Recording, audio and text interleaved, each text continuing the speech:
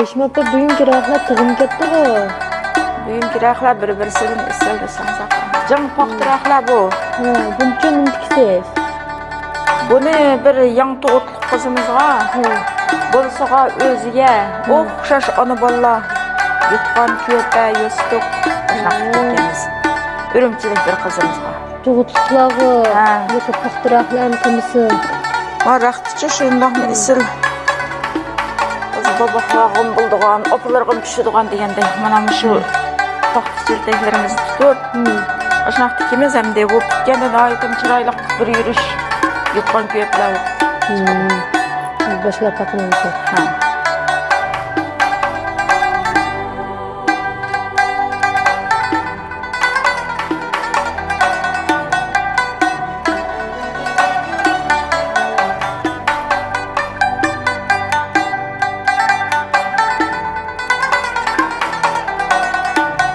Ayşem apa yürüyüşler bitkücütsün mi?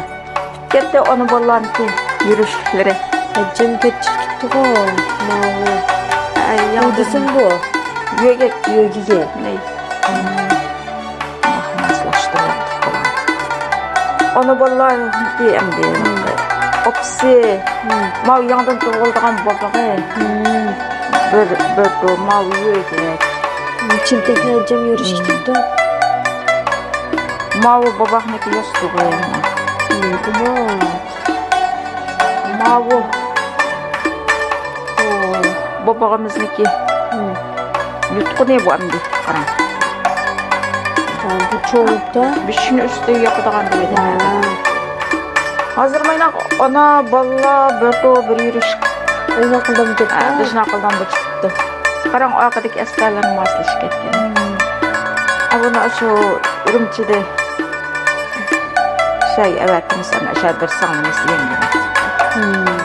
Bu bolsun ki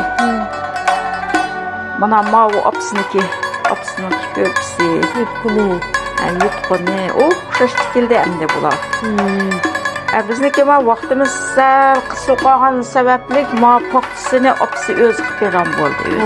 Özdirtik boldu bunun. Paxtın sastığım ketdi bu. Bizniki bize vaxtimiz yardan yo'q. Gitti mi? Gitti.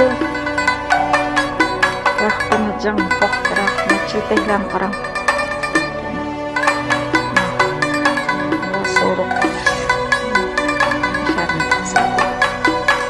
Hem de yana muşonunğa ihtiyacı var dostlar.